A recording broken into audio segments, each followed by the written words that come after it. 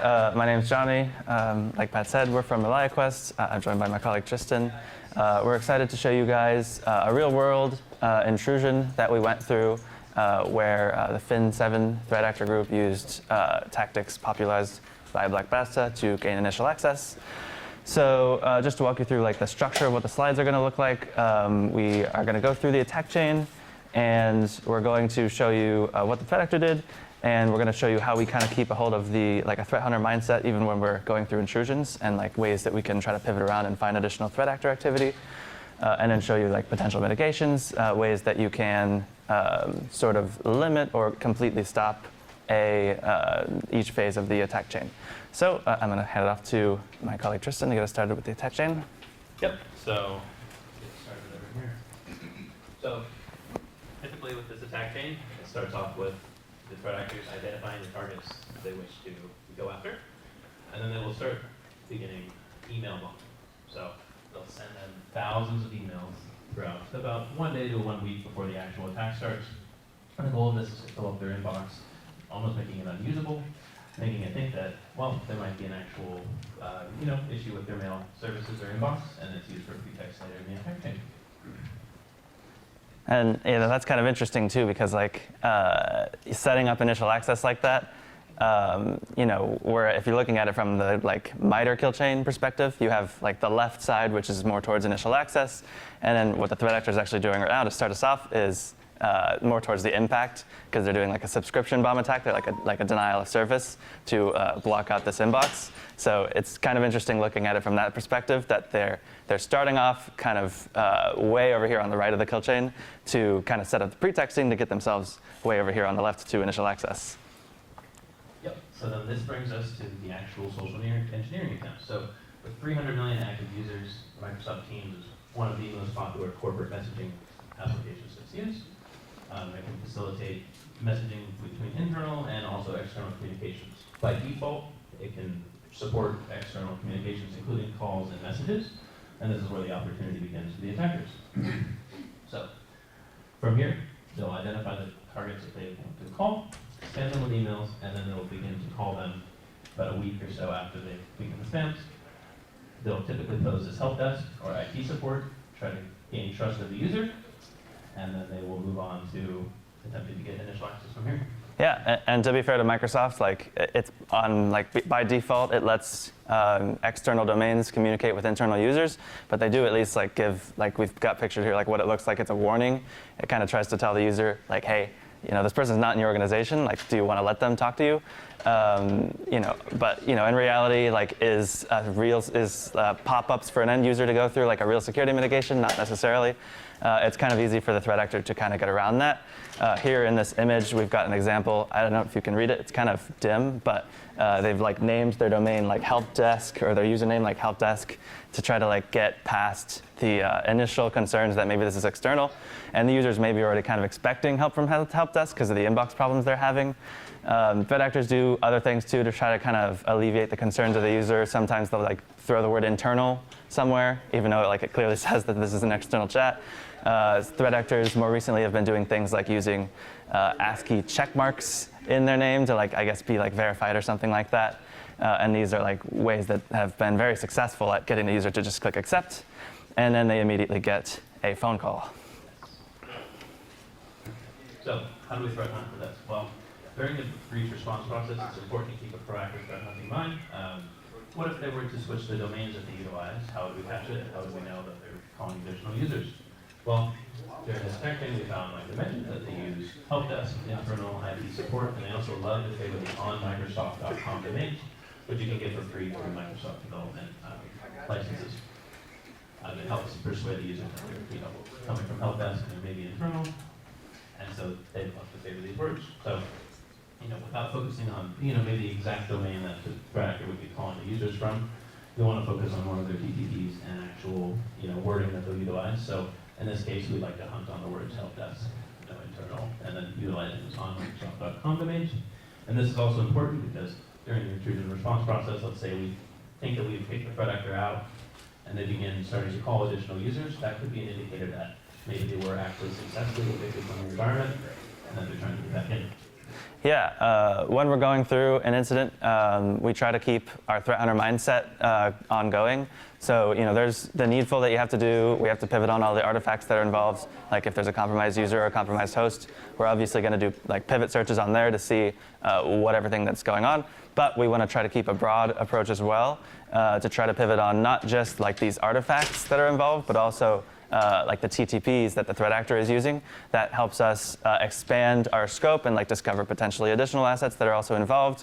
But it also, during the intrusion, we'll set these up so that we can try to get like as close to a one-to-one, like 100% true positive kind of a detection for current threat actor activity. And what that does, we can kind of set ourselves up later when we're building these up so that when we get to the stage where like we've done X, Y, Z, now we think the threat actor's kicked out of the environment, they don't have access anymore. We should have like silence from all of these special rules that we've made for the threat actor activity. And if we don't have silence, then potentially the threat actor's still in. Maybe our remediation efforts earlier have helped, but now they're kind of revealing themselves and the other ways that they have access to the environment, and we can maybe proceed to kick them out further. But yeah, we have found that keeping the threat hunter mindset throughout an engagement is very helpful for those reasons as well. So in terms of mitigations for this, the best thing to do is just turn off that default configuration and block all external communications. However, lots of organizations actually utilize the external Teams chat function.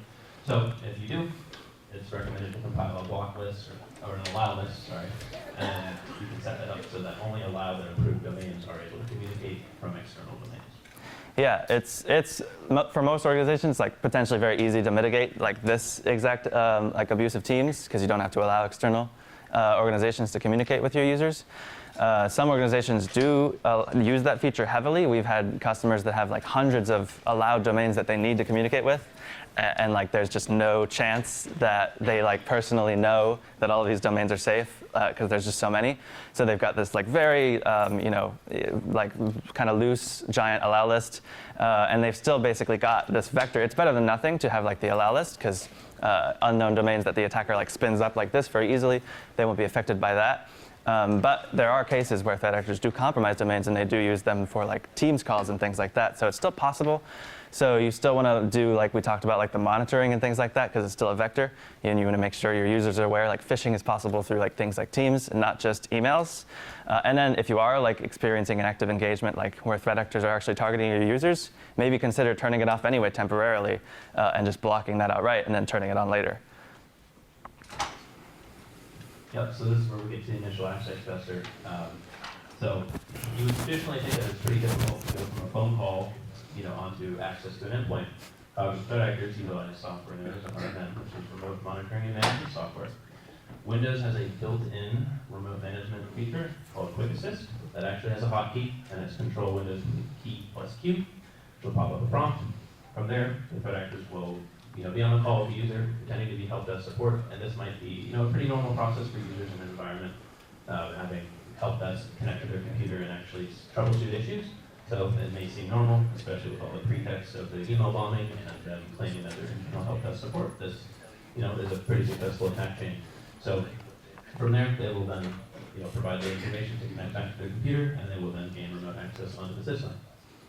Yeah, this isn't like a new setup even. Like the idea of the threat actor like being on the phone with the user and like, hey, let me in. Like that's not new. That's actually kind of old.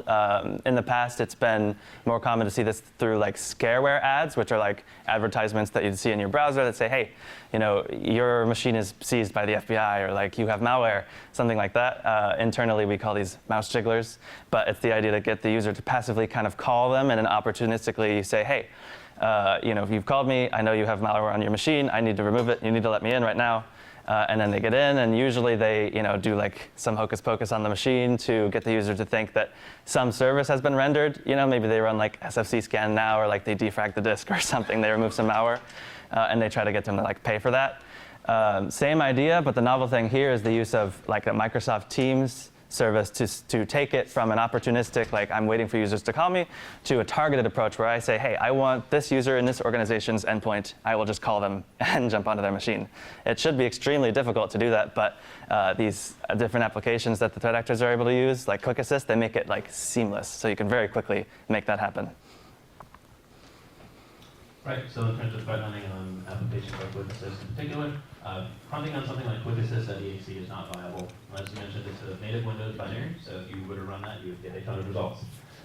So with some quick Googling, we found that the domain RDP relay v3 support.microsoft.com actually indicates an active session. So it means that the user was connected to a real Quick Assist session at one point. So hunting on the network traffic and using network telemetry, we'll be able to reveal users who have actually had active connections and may be able to find additional targeted users who had remote access. So in terms of mitigations, just blocking Quick Assist via GPO is one of the best things you can do, not allowing it to access and to utilize. Blocking the domain we mentioned earlier will not allow the network traffic to go across the wire, therefore disallowing the sessions from being able to take place. And additionally, a very important thing, we found that threat actors will attempt to pivot to different RMM solutions throughout the attack. So say one doesn't work, they'll try another one. So the best thing to do there is to just only utilize one RMM solution for your organization and blocklist all the other ones. The name of the game is making it more difficult for the threat actors to get in. We found that they might try a couple, and if it doesn't work, they will give up and move on to the next target. Therefore, stopping the organization from actually being compromised. So, whilst the user has the active Quick Assist session, they can see everything that the threat actor is doing. So if they were to download, Impacket on the system and try to use it, they would see what they're doing. And obviously that's not, fixing their email. They might question what's going on and then try to disconnect the session. So the name of the game for the threat actor is getting off of the RMM session as quickly as possible. And there's two cases in this attack chain to walk through. In the first one, they went from the phone call onto the endpoint with persistence in 4 minutes. And the second one, it was 7 minutes. Personally, the shortest I've seen is 2 minutes and 30 seconds. So this brings us into the malware that they used. In particular, they used something called DLL sideloading or search order hijacking. And this is when software engineers do not specify the exact path of DLLs that are being loaded into the binary when it's executed. So this gives an opportunity when Windows does not know where a DLL is, it will check its local file first. So if you're able to include that DLL into the process path that it's actually executing in, it will then load that DLL if it's named the same thing. So in this case, they use a well-known one called OneDrive standalone updater, which they included in a file called pack.zip. They copied the zip file onto the endpoint via the RMM session. They then unzipped it, and then executed the file, which automatically set persistence via a registry key, and then executed the payload via the DLL. So in terms of search order hijacking here, it's a very awkward thing that's going on. If they were to just run something and disappear, the user might not think that something has been fixed, and it might tip them off to being something that was suspicious. In this case, you can see here, when they execute the payload, it actually says, "Hi, I am okay." So this was done to almost trick the user into thinking, oh, my computer's all right now, everything's okay, my computer's telling me that I'm okay. And then, oh, miraculously, the spam has stopped and my inbox works. Oh, okay, IT support must have fixed my computer, but in actuality, there's devastating consequences. So, initial access doesn't work. Let's say you get onto an endpoint, you do, and then establish that persistence, but then you start doing some recon, and you find out that you don't really have the permissions that you like. Well, what are they going to do? They're just going to go back and try again. In this case, they did a total of 2 users. The first one they got, they did not like the access that they had, so then they moved on to the next endpoint, where they fished an admin user who had remote PowerShell rights. Once they figured it out, they said, oh, this is comparable for our lateral movement techniques, and they began their lateral movement. Yeah, we found that the attack chain for these is they're not completely linear. It's usually like there's a big loop here at the beginning where they keep teams phishing users, and eventually they kind of decide it's time to move on, and they move laterally into the environment. Anecdotally, most of the users that go through this process of getting phished like this seem to get suspicious right after they hang up the phone. I don't know, it's like a quirk of human behavior or something. Just keep accepting what's going on until there's no one watching. But most commonly, like, teams start to get engaged around this point when a threat actor has already been kind of like let into the door of the environment.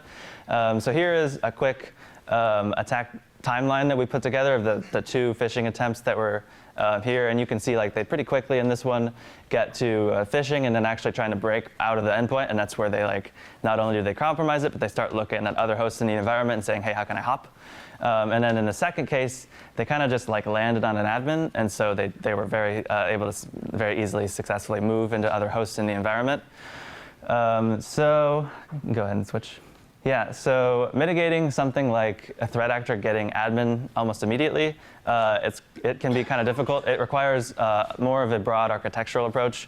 So it brings to mind a term called tier 0 architecture, which is a term kind of made by SpectreOps, the people who made Bloodhound, which is a tool that kind of helps you map your network and define like attack paths.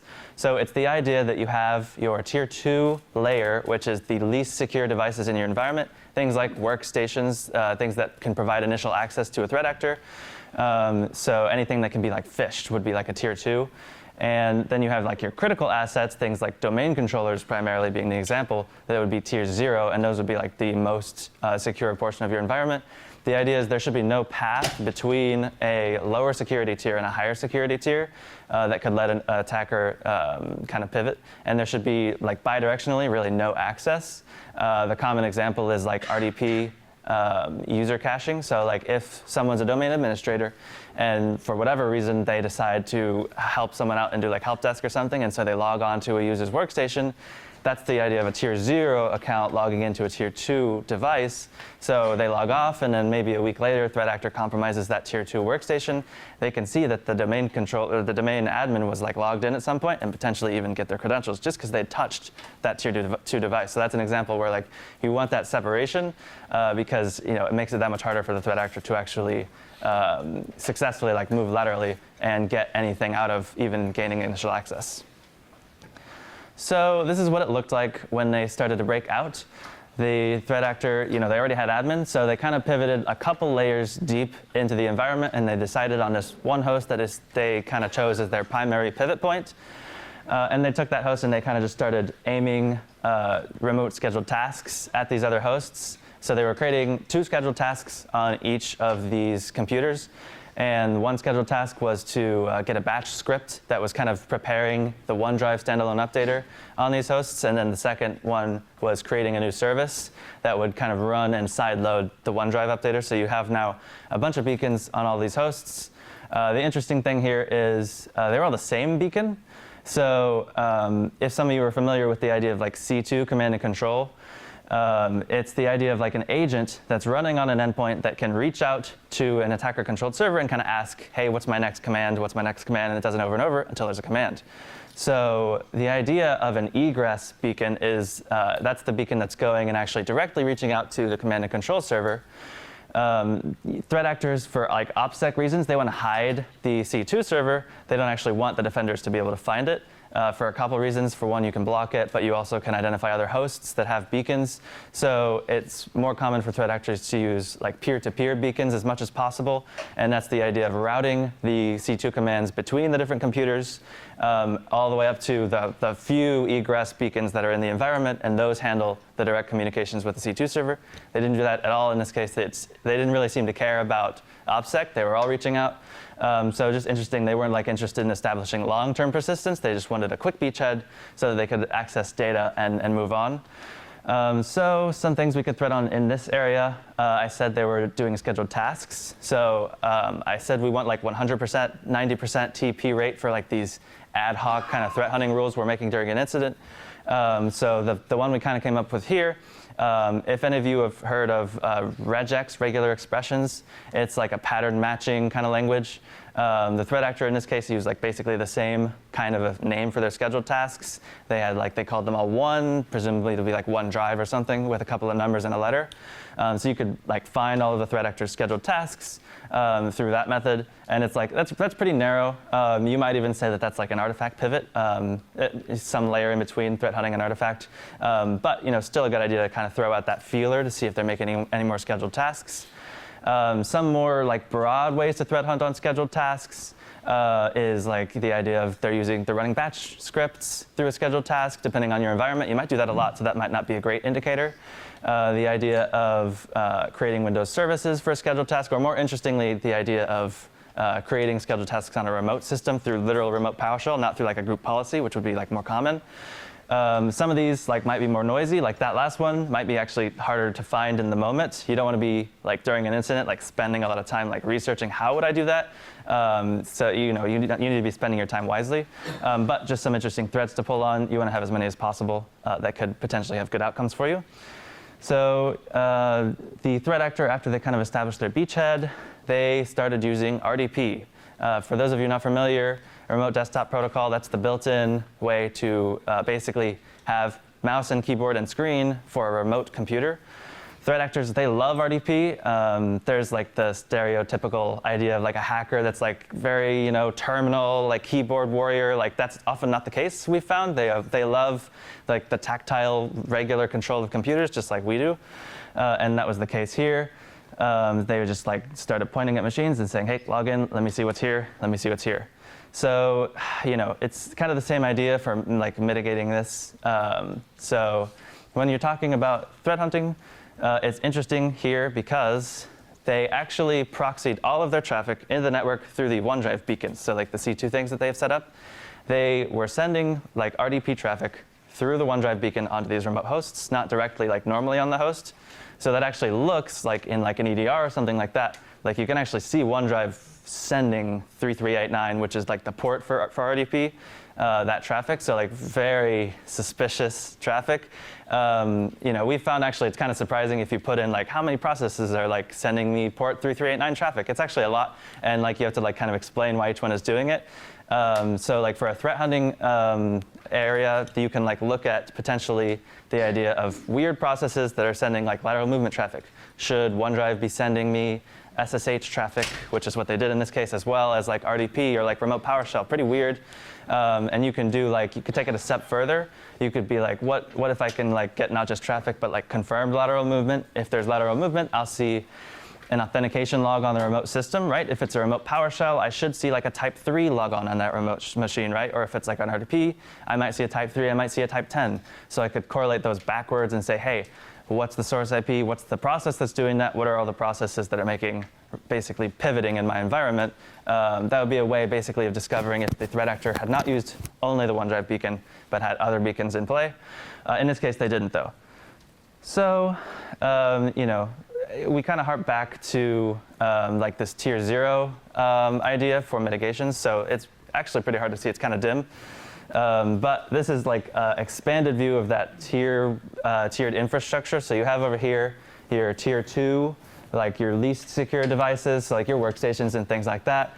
Your tier 1 would be like your servers, but not necessarily ones that like can actually modify the environment. So like maybe data plane, not control plane. But then up here, you have your tier 0, your critical assets. And then what you can see here is like there's these red lines that kind of draw access between the 2 layers, or the 3 layers, where you have like a full attack path from tier 2 to tier 0. And that's how the threat actors are going to completely own your environment.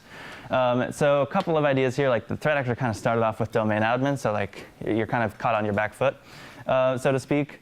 Some ways, though, you can kind of mitigate lateral movement are like, getting as much human interaction as possible. So like, should they be able to just RDP into a host? Maybe, but maybe not if it's a critical host. Can we put like MFA in front of it? That way, if someone's RDPing, the actual account owner will get like a ping on their phone. Hey, allow this RDP? That's not me, right? So some other ways are like reducing attack surface. Do all the hosts in my environment need like remote RPC to be on, or like WinRM, or like remote PowerShell, WMI? There's a lot of ways to move laterally to a machine, and in many cases, like your network administrator may like knee-jerk say, of course, remote PowerShell, we need that. But like, is there another way to do what they're doing? Like, can we use something more official, like group policy or Intune, that's not as like direct, and we can kind of reduce even that interface being an option, and that's a way like that a threat actor can like have administrative privileges, but not necessarily be able to just pivot onto any host that's there just because it is there.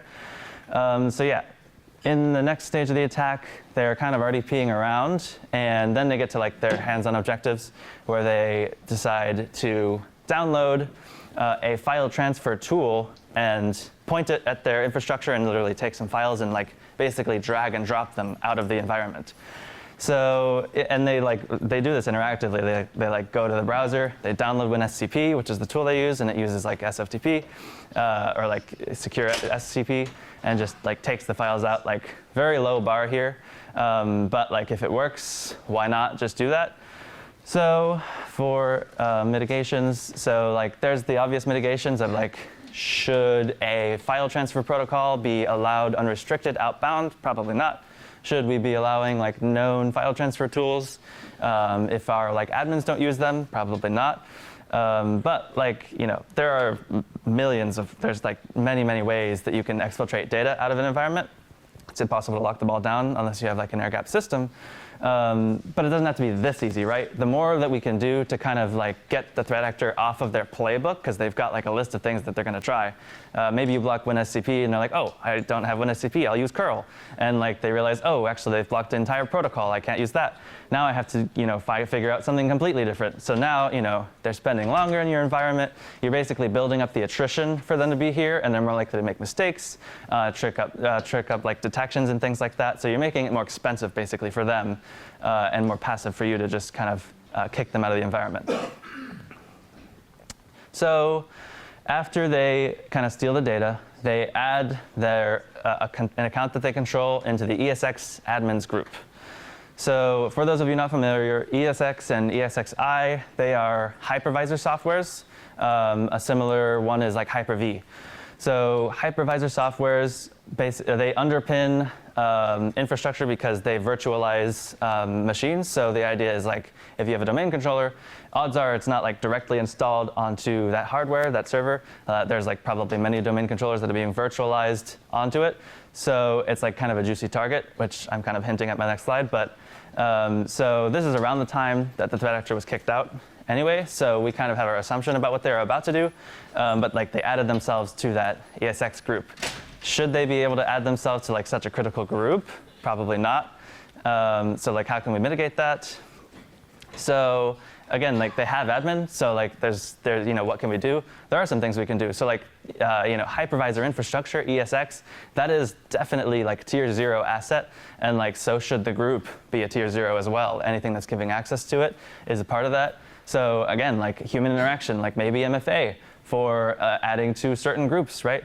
And then like the idea of just-in-time access with like privileged access management. Just because like, you know, someone has domain admin, does that mean they need to be domain admin all the time? Maybe we can set up something like, you know, you need to be domain admin for 10 minutes or an hour, and then it expires, right? And then, you know, have MFA involved in that as well. So there are ways that you can kind of put walls up, even for like if a threat actor somehow does compromise a domain admin account. It doesn't have to be like they now have guaranteed full access. So we assume that the threat actor was targeting the ESX environment for ransomware. They were going to lock it up. If you can't tell, this is just a picture we found online of a point-of-sale system receipt printing out a ransomware note. So I didn't think you'd be able to read it. But yeah, so you know, we didn't get to see them. We didn't see them actually do that because they were kicked out. But that is the assumption because it's like a very juicy target. And the idea is like the victim is like so much more likely to pay a ransom if you completely get like, you know, basically what's underpinning all of their infrastructure. So if they had been able to pivot into the ESXi environment, I would say that this is something we can mitigate by not having a flat network. So like for mitigations for this, you know, it would be like the same idea. Like that's tier 0. Should, you know, any old workstation be able to go straight to ESX? I don't know if that's how they would have done it or where they would have pivoted from, but like the idea is like a privileged access workstation or like some kind of choke point. And a privileged access workstation is like the idea of a device that you use that is like so reduced attack surface, but that's the only device from where you manage critical assets. So like the idea is like you don't even have like a browser or email on that thing because you can't be phished or like drive-by downloaded, nothing. Like it's very difficult for a threat actor to compromise a privileged access workstation, and that's the only kind of device that should be touching our critical assets.